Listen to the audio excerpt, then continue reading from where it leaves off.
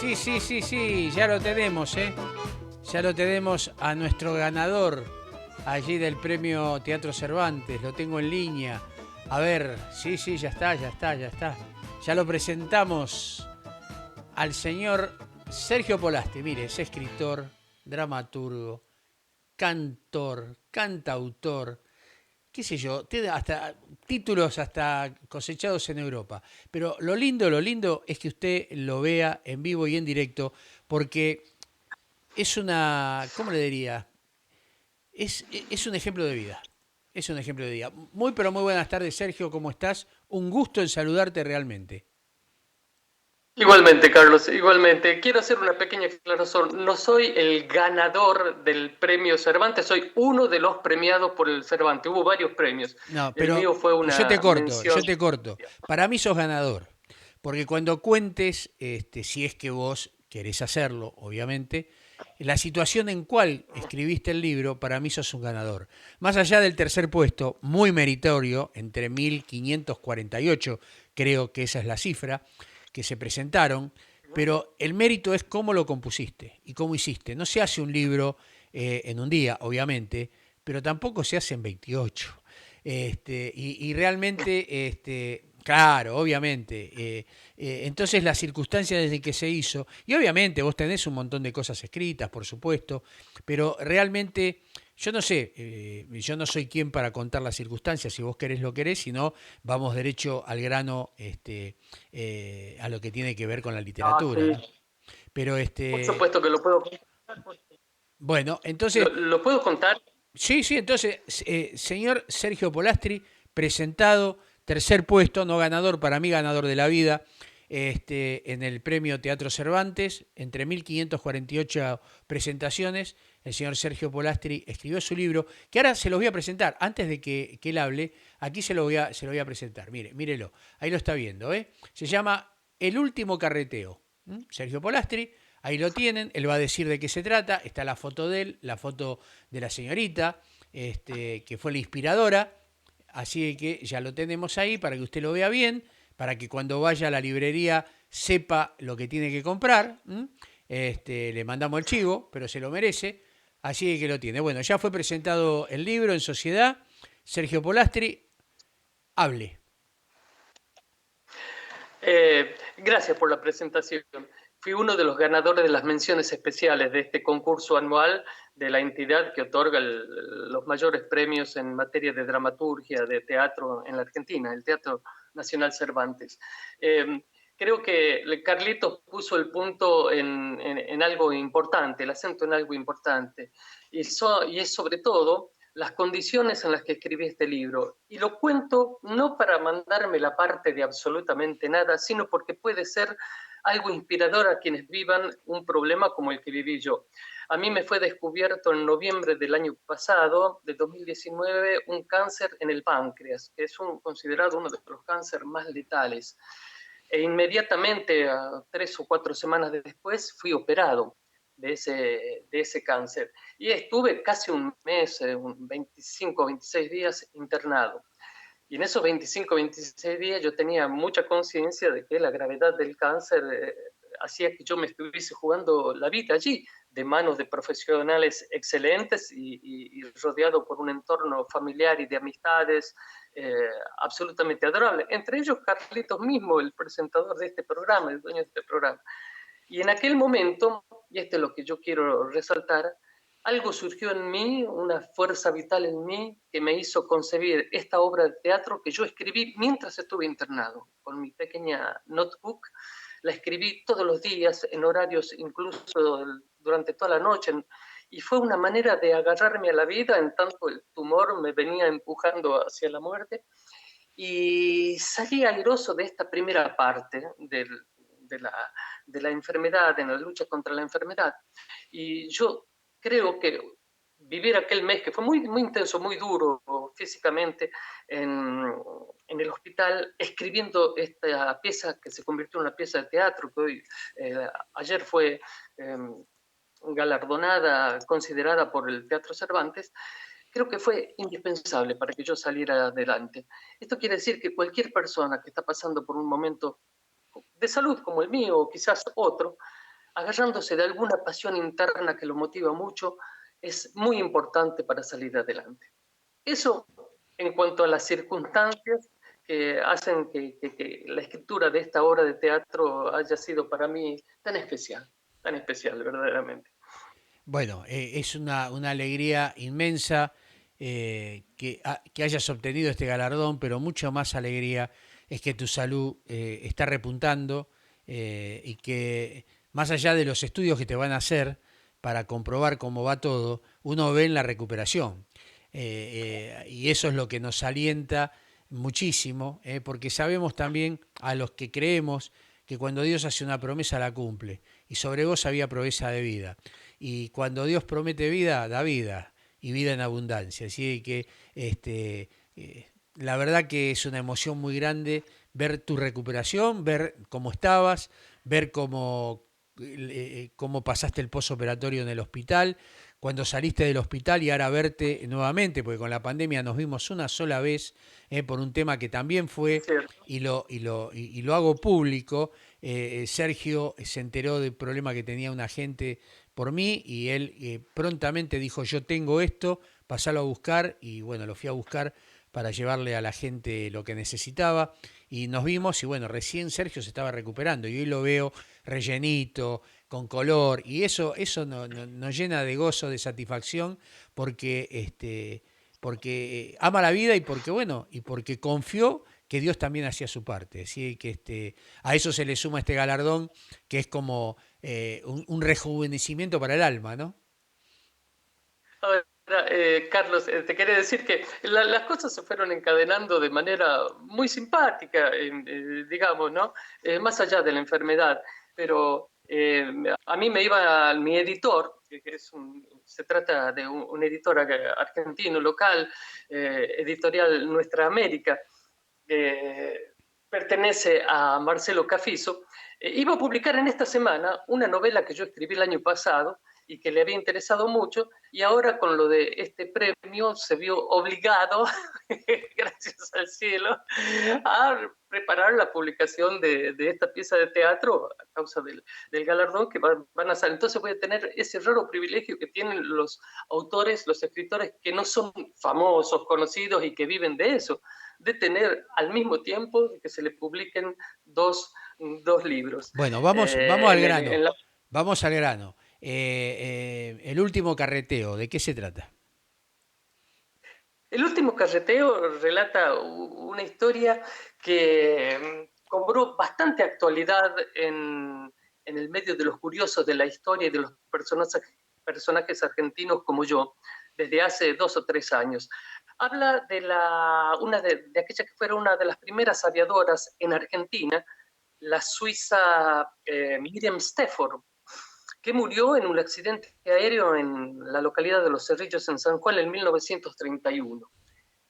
Ella fue una de las primeras aviadoras aquí en el país. En ese momento se encontraba haciendo un raid que uniese las 14 provincias que conformaban entonces la Argentina, y cayó en un accidente, murió en un accidente en aquel año. Pero su esposo era el conocidísimo y riquísimo, ultra rico, escritor Raúl Barón Visa, que luego de la muerte de Miriam Stefford, su esposa, y lo pongo entre comillas porque hoy se duda si fue verdaderamente su esposa, es uno de los elementos de lo que trata esta obra. eh, Raúl Barón Visa tuvo un avenir desde la muerte de su esposa sumamente complejo. Publicó libros que fueron muy cuestionados, considerados incluso pornográficos, pero de títulos muy turbulentos. El derecho de matar, por ejemplo, el otro, todo estaba sucio.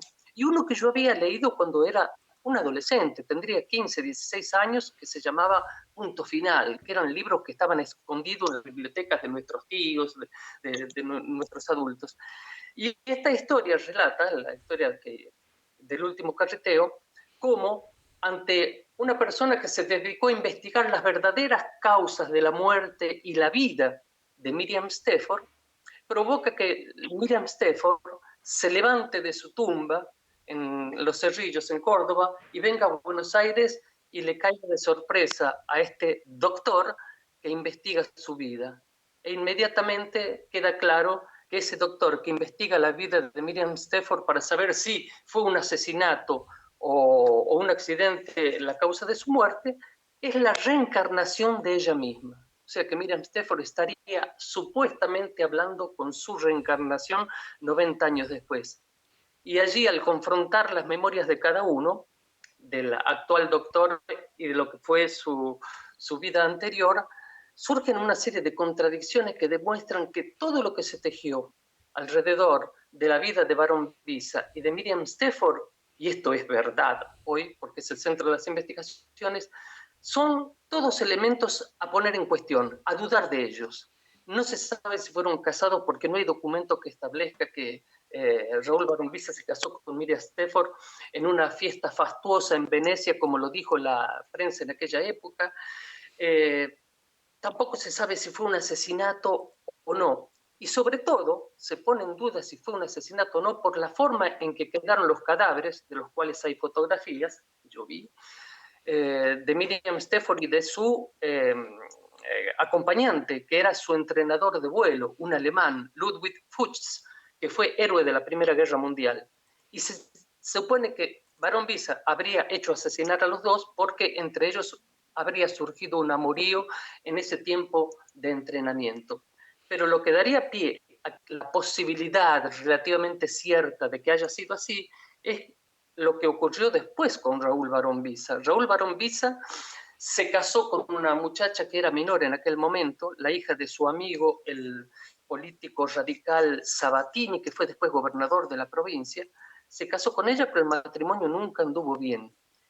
Ella llegó a ser una persona muy importante en la cultura de nuestro país, fue ministra de Educación, en aquella época era secretaria de Educación del presidente Frondizi.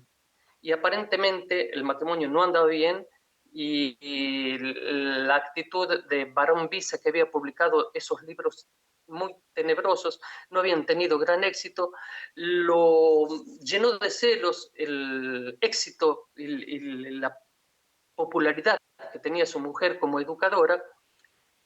Ella le pidió el divorcio y él, el día en que iban a firmar un acuerdo de separación de cuerpos con los abogados, le arrojó a la cara un vaso de ácido nítrico, lo que le desfiguró completamente, le diluyó el rostro desde la raíz de los cabellos hasta el cuello. Él se suicidó esa misma noche, ella se suicidó 14 años después, tirándose desde el mismo piso donde había sido lacerada por su marido, tras un montón de intentos de operaciones de reconstrucción de su rostro en Europa. Después se suicidaron dos de los hijos que había tenido el matrimonio.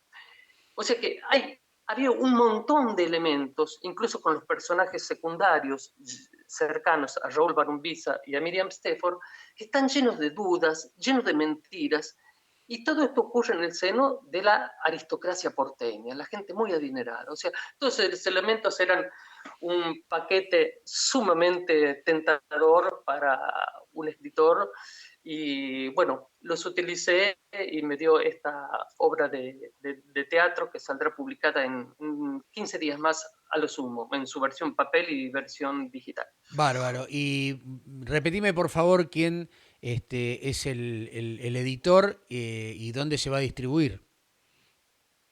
Esto se va a distribuir a través de 40 plataformas internacionales en el mundo entero en su versión ebook. Y la editora es Nuestra América, Nuestra América, la editora, que ya publicó un libro verdaderamente que yo considero esencial para comprender lo que pasó en los años, el fratricidio de los años 70, un libro de Jorge Pastor Azuaje que se llama Por algo habrá sido, que me parece que sería indispensable que ese se leyese en las escuelas secundarias y en las universidades. Y van a salir dos libros juntos míos. Uno que trata de una discusión entre un ex oficial montonero y un ex coronel retirado del ejército sobre este tema, el fratricidio de los años 70, donde hablan sin tapujos sobre todo lo que ocurrió en aquellos años. Y esta pieza de teatro, que es la obra galardonada por el Teatro Cervantes, van a salir todos en la misma semana, dentro Hay, de unos 15 hay, días aproximadamente. hay otra obra tuya que realmente excepcional, no excepcional como decía Nimo, ¿no? Que es el relato en la Recoleta.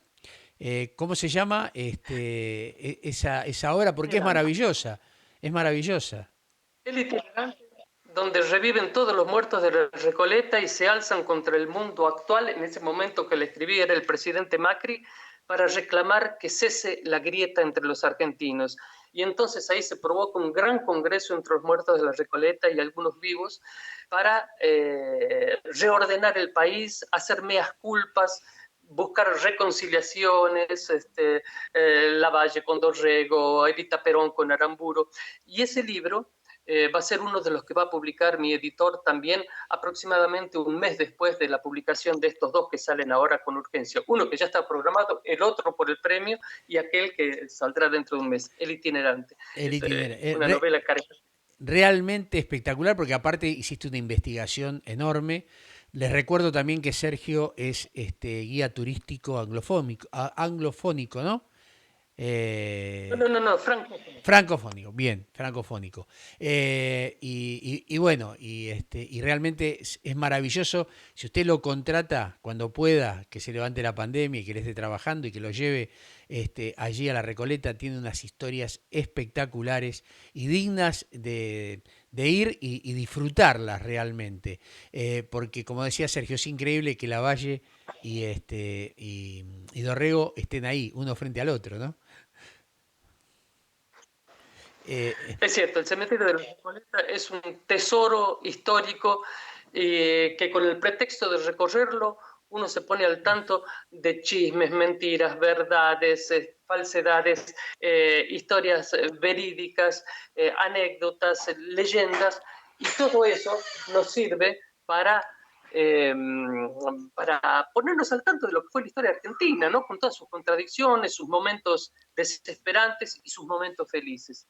Un cementerio de cualquier ciudad habla de su ciudad, de sus habitantes, de sus generaciones, y el cementerio de la Recoleta en ese aspecto es un tesoro. Y yo estoy muy contento de haber elegido ese lugar para hacer conocer a los extranjeros que vienen y hablarles un poco de lo que somos nosotros, los Seguro, argentinos, con seguro. nuestras beldades, nuestras cosas feas, ¿no? Sabiendo que viviste muchos años en Francia y que escribís y hablas muy bien el francés, ¿la novela también va a ser editada en Francia en su idioma, en el idioma francés? No creo, a menos que me lo propongan, y eso ya dependerá de mi editor, que será mi representante, él tendrá los derechos de todo esto.